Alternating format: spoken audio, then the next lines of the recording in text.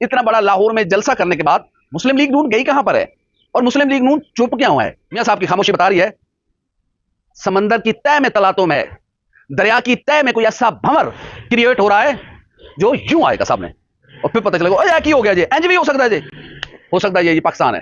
مسلم league نون تو یہ دعا کر رہی ہے کہ اس عشق کو کسی کی نظر نہ لگے، یہ عشق جاویدانی ہو، لیکن عاشق اور معشوق چونکہ اپنے اپنے معاملات لے کر عشق کرتے ہیں اس لیے یہ عشق لمبا نہیں چلے گا۔ تو والوں کے ساتھ میاں نواز شریف صاحب نے یاری لگائی ہے تو آصف زرداری، مولانا فضل الرحمان جیسی یاریاں قربان کرنی پڑیں گی وگرنہ اونٹوں والے ناراض ہو جائیں گے۔ میاں صاحب نے مری کو لندن کا درجہ دے دیا ہے اور میاں صاحب چپ کر کے وہاں پہ خاموشی کے ساتھ بیٹھے ہوئے ہیں۔ ابھی تک تو آپ آصف زرداری اور مولانا فضل الرحمان کی خوش دامن کا انتقال ہوا ہے، آپ میاں نواز شریف صاحب ان کے تعزیت کے لیے نہیں گئے۔ اب یہ چیزیں یہاں کھٹکنے والی ہیں۔ پاکستان اور دنیا بھر میں دیکھنے اور سننے والوں کو الفت مغل کا سلام، آپ میرا یوٹیوب چینل اور فیس بک پہ دیکھ رہے ہیں۔ پاکستان مسلم لیگ نون ایک دم غائب کہاں ہو گئی ہے؟ میاں نواز شریف نے نتھیا گلی کو ہی ایون فیلڈ یا پھر لندن ہائیڈ پارک کیوں سمجھ لیا ہے؟ وہ کیوں خاموش ہو کر بیٹھ گئے ہیں؟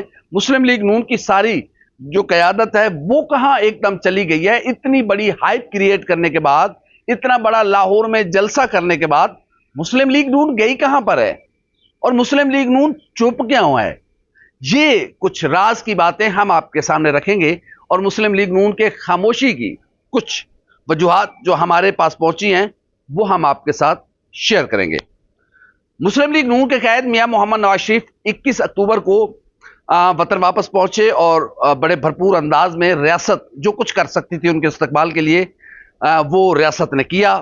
لوگ بھی ان کے استقبال کے لیے نکلے اور مینار پاکستان کے سبزہ زار میں ایک بڑا جلسہ گاہ جو تھا وہ سجایا گیا تھا جہاں پر میاں نواز شریف صاحب نے لوگوں کے ساتھ خطاب بھی کیا۔ جب ہماری بات کچھ دوستوں کے ساتھ ہوئی تو انہوں نے کہا کہ میاں نواز شریف کا موڈ آپ دیکھیں گے جو جلسہ گاہ ہوگی اس پر کہ اس کے مطابق میاں نواز شریف کی آپ کی تقریر ہوگی۔ جلسہ گاہ بھرا ہوا تھا لیکن میاں صاحب جو کچھ سوچ کے آئے تھے یا جو کچھ ان کو ان کے ذہن میں تھا اس سے زیادہ وہ باہر نہیں گئے بلکہ اس کے اندر اندر ہی کھیلے اور ایک معتدل قسم کی انہوں نے تقریر کی جس کا یہ سمجھا جا رہا تھا کہ میاں نواز شریف صاحب کچھ چیزیں شیئر کریں گے جو ماضی میں ان کے ساتھ زیادتی ہوئی، لیکن میاں صاحب نے کہا کہ آگے بڑھو جی، چلو جی مٹی پاؤ، وہ چودھری صاحب کے الفاظ تھے، یہ ان کا جملہ نہیں تھا لیکن باتوں سے ایسے ہی لگا کہ مٹی پاؤ۔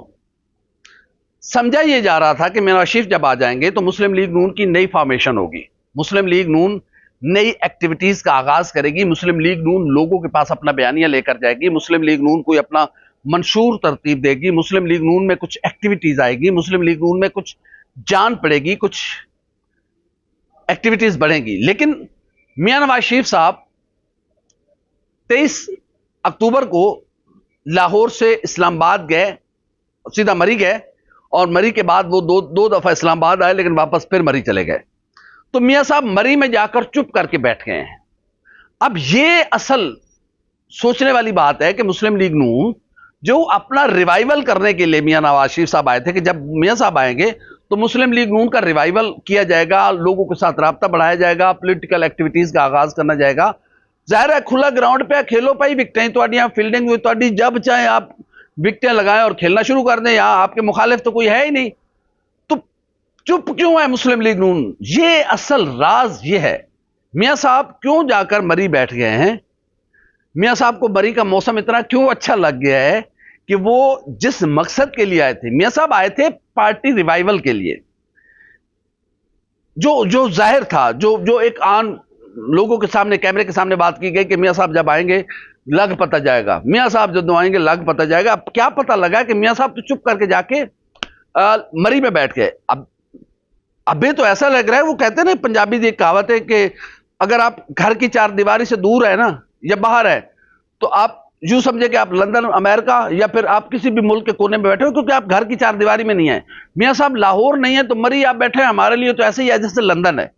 مسلم لیگ نون کا جو ہیڈ کوارٹر ہے وہ لاہور ہے، مرکزی سیکریٹریٹ یہاں پر ہے جس نے رابطے کرنا ہے، ساری چیزیں یہاں پر ہیں، لیکن میاں صاحب خود کو مری الگ تھلگ کر کے بیٹھے ہوئے۔ شہباز شریف صاحب بیٹھے ہوئے ہیں یہاں پر ماڈل ٹاؤن میں، مریم نواز شریف صاحبہ اب آ گئی ہیں واپس مری سے، میرے خیال میں مریم نواز شریف صاحبہ بھی بالکل خاموش ہیں، اب ان کا ٹویٹر بھی خاموش ہے، کبھی کبھار کوئی بیان ہلکا پھلکا شہباز شریف صاحب کا آ جاتا ہے، اس کے علاوہ بالکل مسلم لیگ نون ایک سموت دریا کی طرح بہ رہی ہے. اب اس خاموشی کی وجوہات کیا ہیں؟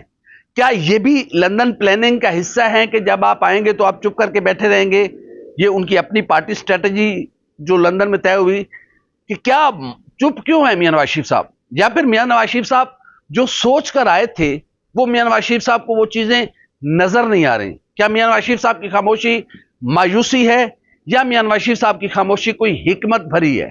میاں صاحب چپ کیوں ہیں ان حالات میں؟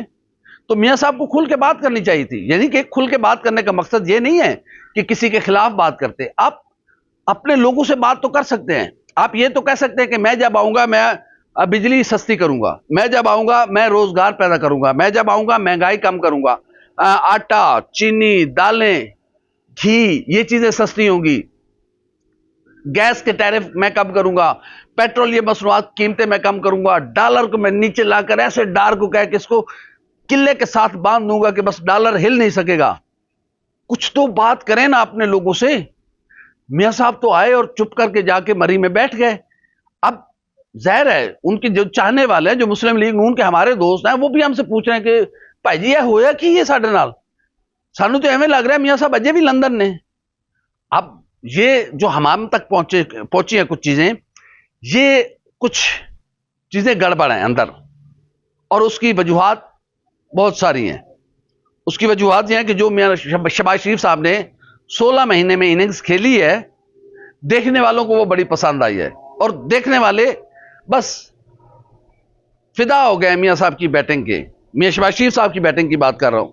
کیا وہ سٹروک کھیلتے ہیں، آئے ہائے ہائے اتنی سموتھ وہ بیٹنگ کرتے ہیں، نہ فیلڈر کو پریشانی ہوتی ہے، نہ بالر کو پریشانی ہوتی ہے، نہ وکٹ کیپر کو پریشانی ہوتی ہے، نہ امپائر کو پریشانی ہوتی ہے، نہ جو گلی میں کھڑے ہوئے فیلڈر کو پریشانی ہوتی ہے، نہ سلپ میں کھڑے ہوئے، نہ میڈ آف پہ، نہ سلی پہ، کسی جگہ کھڑے ہوئے فیلڈر کو کوئی پریشانی نہیں ہوتی، اور دیکھنے والے تماشائیوں کو بھی کوئی پریشانی نہیں ہوتی.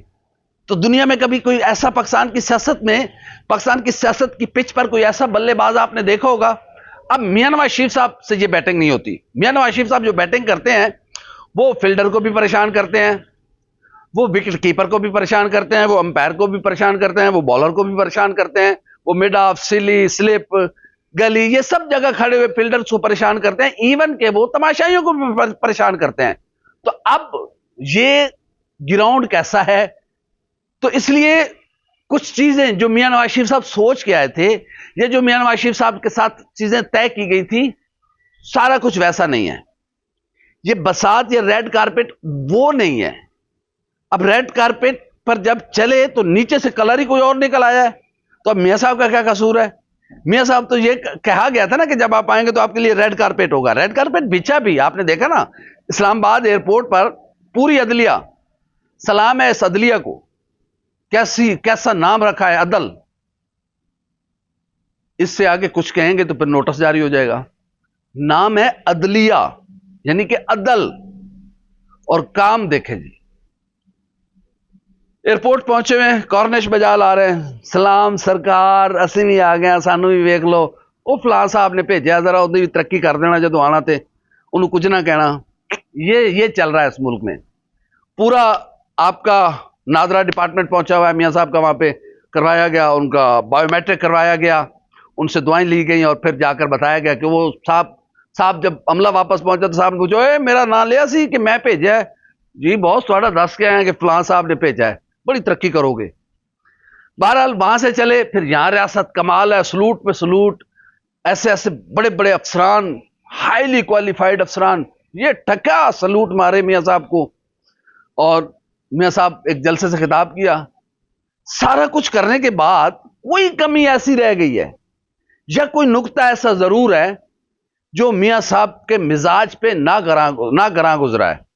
وہ نقطہ ہمیں تو یہی لگ رہا ہے کہ شاید وہ جو ریڈ کارپٹ تھا، جب میاں صاحب اس پہ چلے تو اس میں سے کلر نیچے سے اور نکلا، اور میاں صاحب نے چپ کر کے جا کے مری سنبھال لیا. اور میاں صاحب اس وقت میاں صاحب نے مری کو لندن کا درجہ دے دیا ہے، اور میاں صاحب چپ کر کے وہاں پہ خاموشی کے ساتھ بیٹھے ہوئے ہیں.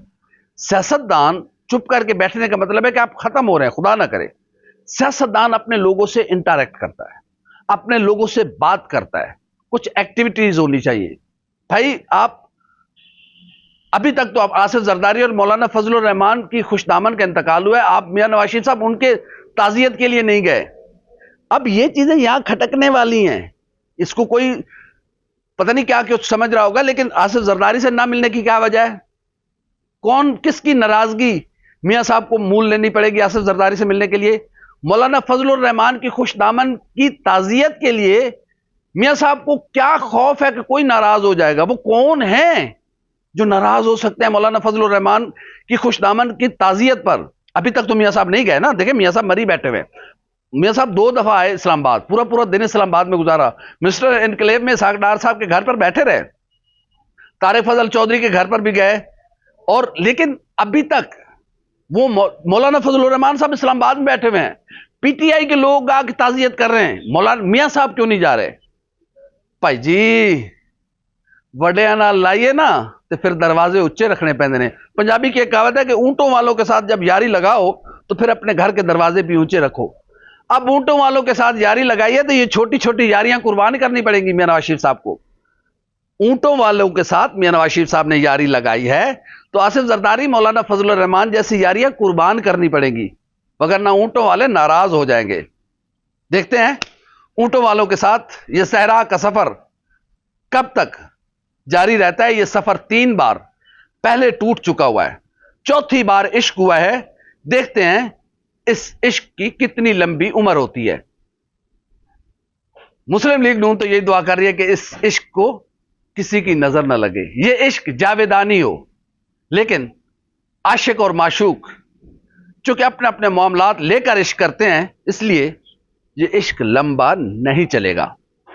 मियां साहब की खामोशी बता रही है समंदर की तह में तलातों में, दरिया की तह में कोई ऐसा भंवर क्रिएट हो रहा है जो यूं आएगा सामने और फिर पता चलेगा अरे की हो गया जी, इंज भी हो सकता है जी, हो सकता है ये पाकिस्तान है।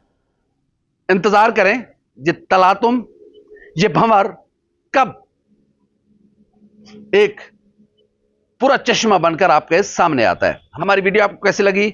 लाइक करें, कमेंट करें, सब्सक्राइब करें, बेल आइकन के बटन को दबाएं ताकि अंदर जो भी हमारी वीडियो है वो सबसे पहले आप तक पहुंचे। अल्लाह हाफ़िज़।